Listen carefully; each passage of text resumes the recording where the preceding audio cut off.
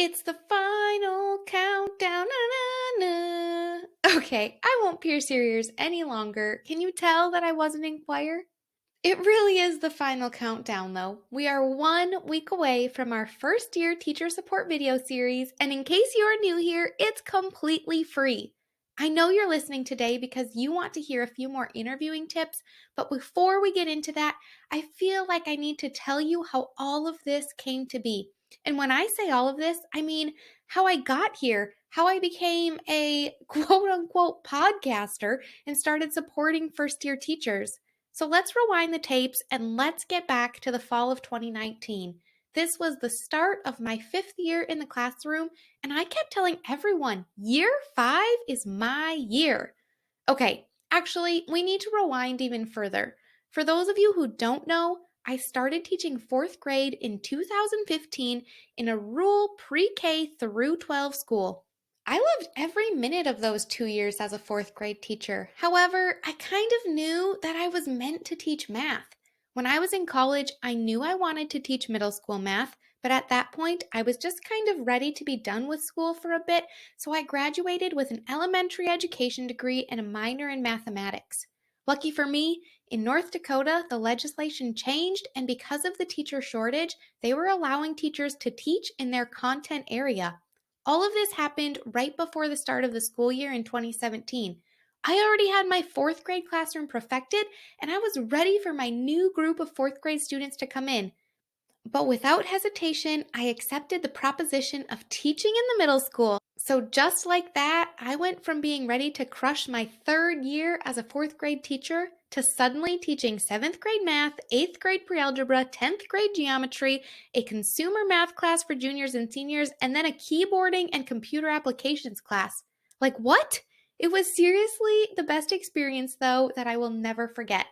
However, that rural school was 22 miles from my house, and after 4 incredible years of doing the commute back and forth every day, I made the hard decision to leave that school district and teach in the town I lived in. Which, now, that brings us to the fall of 2019.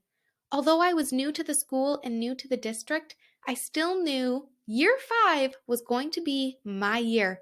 I'll never forget the feeling that washed over me during my first week teaching there. It was honestly almost spiritual, but it was just this feeling of peace and comfort, yet excitement and anticipation. The school year was going better than I ever imagined. I mean, if I'm being honest, I was sad about not going back to my old school district, so I didn't set super high standards for the year. Regardless, I knew I was right where I was meant to be. That school year was just the start of all of this. This is where all of you come into my story. Things were going so well for me, and I was on top of the world. I wish I could show you pictures right now of just how happy I was during that year of teaching, but there was something that was unsettling.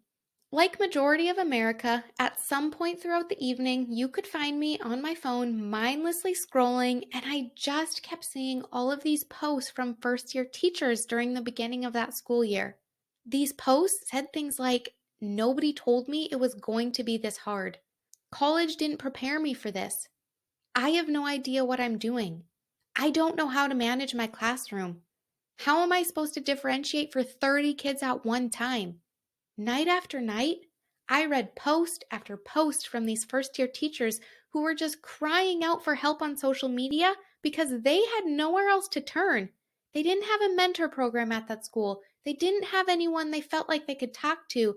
They just felt alone. They felt unprepared. They felt like they would never be able to stop treading water. I'm not telling you all of this to scare you. I'm telling you this because it's part of how I got to where I am today, right here, putting myself out into the universe. These posts on social media, you guys, they kept me up at night. For months, I just kept thinking about all of these first year teachers who didn't feel confident in their teaching ability, who didn't have anyone to talk to, and who honestly were just considering quitting after their first year of teaching when they were only a few months in because they just didn't think they could do it anymore. And please keep in mind, this was all pre COVID, a normal, quote unquote, typical school year. As I get into the next part of this story, I do want you to know that I'm a Christian and I know I serve a mighty God who's been writing my story all along. So I do want you to know that a lot of this next part does include my personal spiritual beliefs. So picture this, it's December of 2019. I'm attending a teaching conference in San Francisco. I'm on my way to the airport to fly home, and I told my coworker that we should stop and get a tattoo. I've never gotten a tattoo in my life, but in that moment, I felt compelled to get a small cross tattoo on my wrist.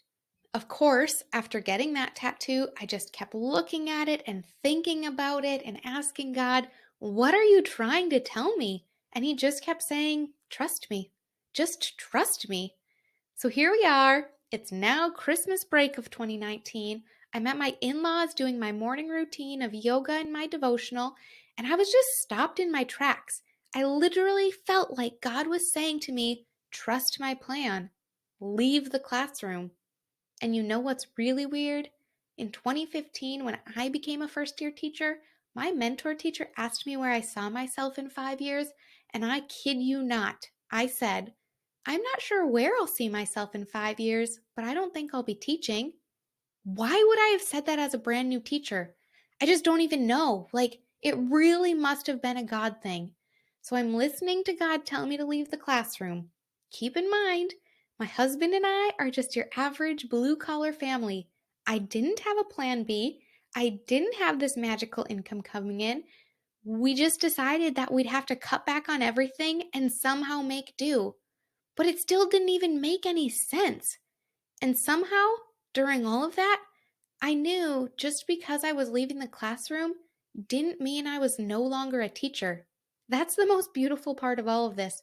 From teaching primary summer school to fourth grade to middle school math to being a sixth grade teacher, all of that led me here to you, to serve you, to help you, to support you, to make sure that as you're going into your first year of teaching, you feel confident, heard, seen, and supported. So it's now March of 2020, and March was a really heavy month for us.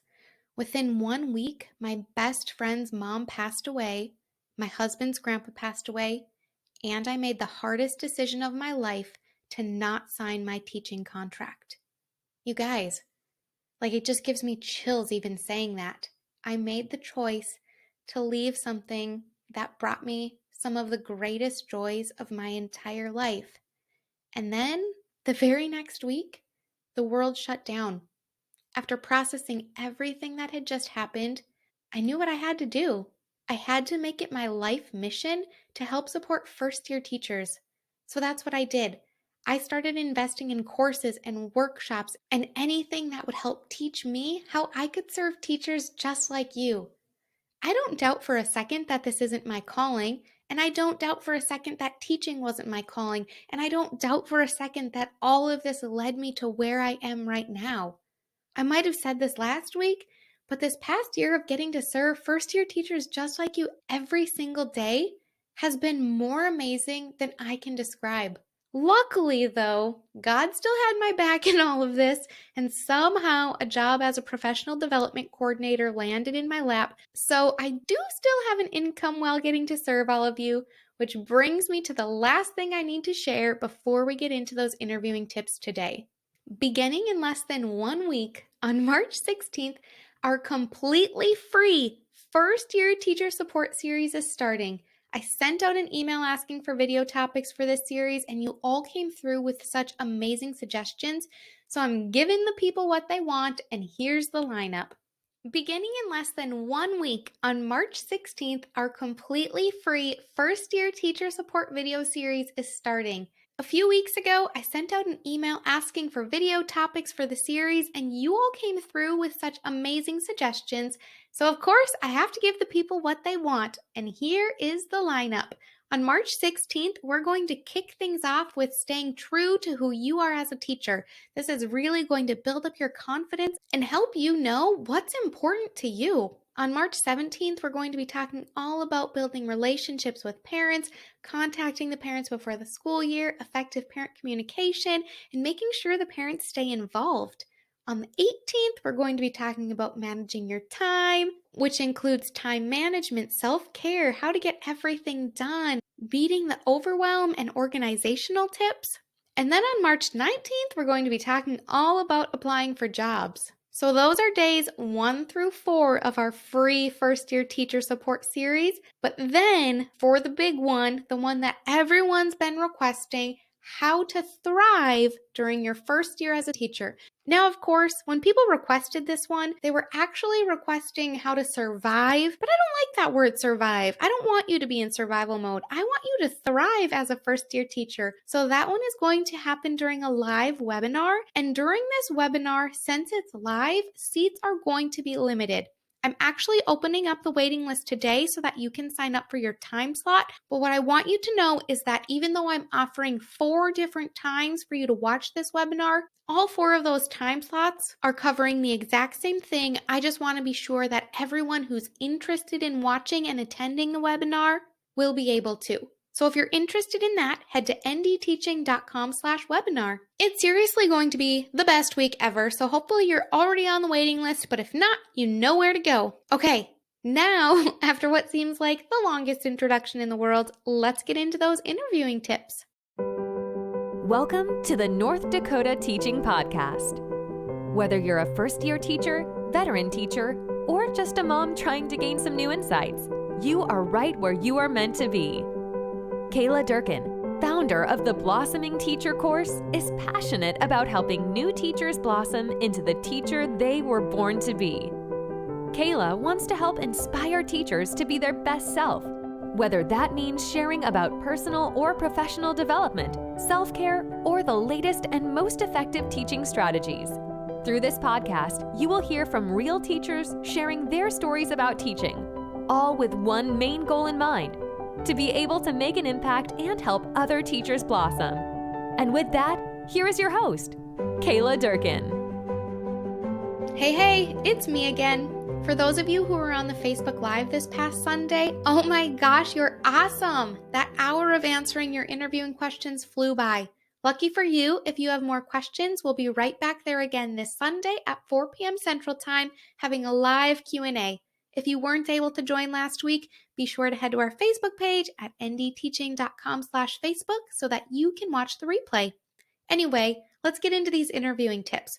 Last week, we talked all about making sure that you're interviewing the school just as much as they are interviewing you.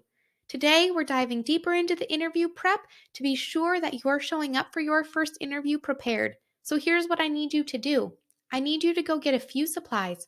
First of all, you're going to need a super cute little journal, and if you're a guy, you don't have to call it super cute, but you're still going to need a journal too.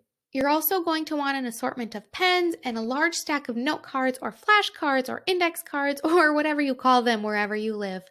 Obviously, if you're driving or if you're out jogging, I know you can't do this at this very second, but listen to this episode thoroughly, and then when you're done, you can get to work. So this journal has officially become your interviewing journal. Whether you're interviewing for 1 job or 5 jobs, whichever interview lands you your dream job, all of this information is going to be just as helpful once you start teaching as it is while you're prepping for your interview. Prepping for interviews is no joke, especially if you want to go into your interview feeling confident and prepared. All of those research papers that you had to do growing up, in addition to, secretly stalking those ex-boyfriends and girlfriends, that's all prepared you for this moment. It's time to cyberstalk the schools and districts that you want to teach in. If you're looking for a few schools or districts, no worries. Let's just pick one to focus on right now for simplicity, and then you can always go back and do it for the other schools and districts. The first thing you're going to do is title your first page with the school and the district name. From there, you're going to write down the mission and the vision statement. Now, please know if you're applying at a specific school, you'll need the school's mission and vision statement in addition to their district's mission and vision statement, because chances are they're probably different. From there, you're going to start writing down any pertinent information you can find about that school or district. What are their core values? How do they manage behaviors? What assessments do they use? Do they use standard-based grading? Do they follow Common Core? Do they use state standards? What curriculum do they use? What initiatives do they follow? What are their big rocks? What's important to their district? Have they been in the news for innovative ideas? Are they the leading district in the state? What's their socioeconomic status? What type of population do they serve? I know this already seems like a lot, but by learning this information, you will surely feel more confident going in, and you'll also impress the interviewing committee when questions like this naturally come up during your interview. From there, the next part of your journal is going to be acronyms and words that you want to remember. MTSS, PLC, RTI, PBIS, SBAC. Any acronyms you see on the website or while you're researching are ones that should go into your journal. For words you want to remember, think of those big ticket words all interviewing committees want to hear: differentiation, student-centered, formative and summative assessments. Just words that you know you'll want to remember to use when you're answering questions. Up next, you're going to create a page that describes your teaching style. You might have to do some research on your teaching style, but here's just a few of the things that I put on my page. I describe myself as an authoritative teacher. I set firm limits and control for my students, but with that, I also encourage independence. I believe in high achievement motivation. I have a warm and nurturing attitude. I think you get the point. You'll more than likely be able to describe your teaching style, though, if you do some research and really truly find out what your teaching style is. On the next page in your journal, I want you to write in big, bold words, "Why me?" Then just start making a list. Why should the school or district hire you? What sets you apart from the rest? What can you offer that others can't? Are you authentic and passionate? Are you goal-oriented? Is your heart in teaching? Are you hoping to give students a voice and a choice in their education? Why should the interviewing committee choose you over hundreds of thousands of other educators? Okay, there's for sure 2 more pages I want you to put in your journal. One of them has a lot to do with last week's podcast. I want you to use the next 2 pages to make a list of what you're looking for and expecting out of the school and the administration at your school. I know the word expecting sounds harsh, but we have to have a standard. Are you looking for a school with professional development opportunities, for one that offers one-on-one support? Are you looking for an approachable principal? Are you looking for constructive feedback on a regular basis? What are some non-negotiables for you? For this, there's 2 questions your interviewing committee might conclude your interview with. They might ask you, what are you hoping for out of this position? Or they might ask you, what are you expecting from us as a school or a district? But they also might end with, what questions do you have? Which leads us to the very last page in your journal. On this page, I want you to list all of the questions you might have about the upcoming opportunity. However, I absolutely do not want you to bring this list to your interview. I want you to think about these things during your interview, but I don't want you to bring them to your interview. If 1 or 2 of the questions seems appropriate to ask, that's good. But here's a secret nobody tells you. When they say, what questions do you have for us? They aren't really hoping that you ask a typical question such as, what are the class sizes? Instead, they're hoping for you to ask a deeper question such as, what professional development opportunities will I have at this school? How will you help me grow as an educator? What do you foresee as my biggest challenge in accepting this position? How will my success be monitored? These types of questions are going to show them that you're a go-getter, that you're eager to learn. I totally get that you might have questions such as, what are the class sizes? How many openings are there? How can I follow up? When will the new hires be notified? These are all very valid questions that you might consider asking informally after the interview, or perhaps when they call to offer you the job, but please do not ask them question after question after question during your interview. Just keep things lighthearted, professional, and be very open-minded. There are definitely so many more things you should put in your journal. And again, it's your journal, so make it what you need it to be so that you can be successful. If there's any important information that you found along the way, pick a page and put it in there. But for now, we're going to move on to those note cards that I asked you to get.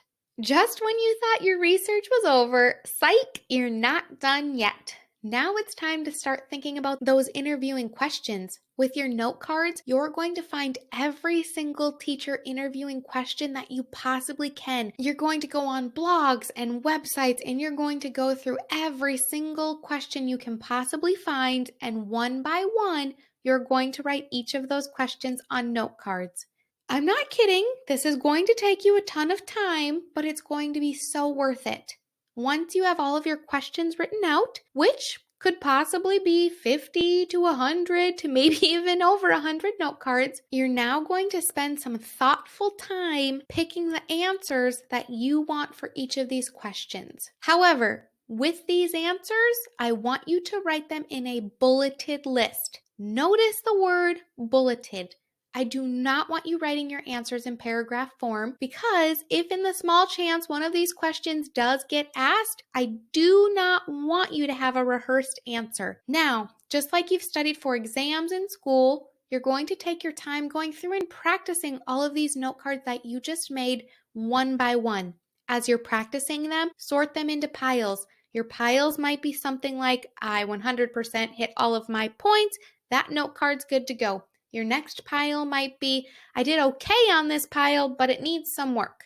The next one might be, wow, I really need to revisit my answers and how I want to answer questions like that because this did not go good at all. After you've taken time to rework those questions, to rethink about how you want to answer them, keep practicing them. And then once you feel prepared, once you feel like your answers are as perfect as you can make them without sounding too rehearsed, I want you to find a friend, a parent, a roommate, whoever, and just go through those cards with them.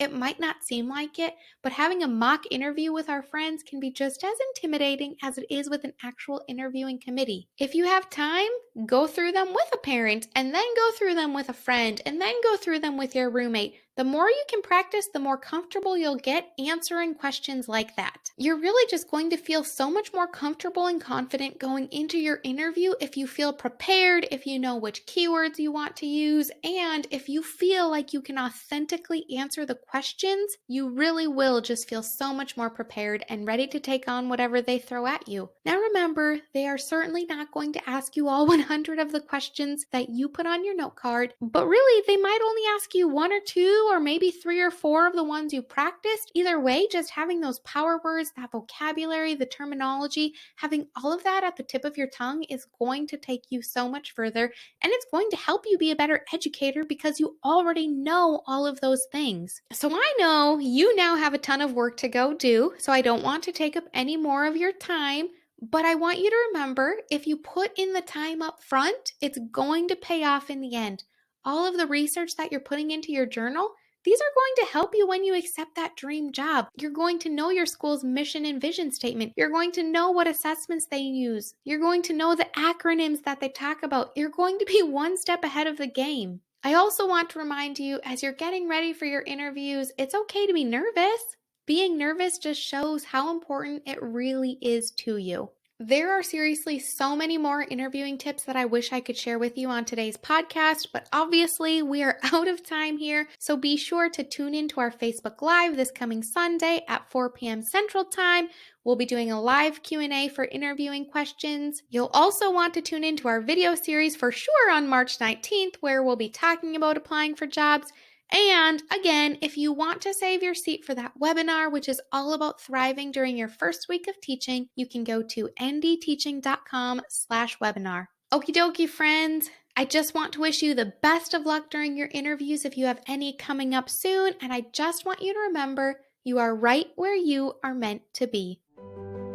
Thank you so much for listening to this episode of the North Dakota Teaching Podcast.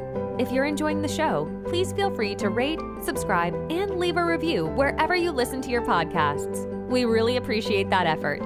Be sure to tune in to the next episode for more teaching tips to make an impact. Until next time.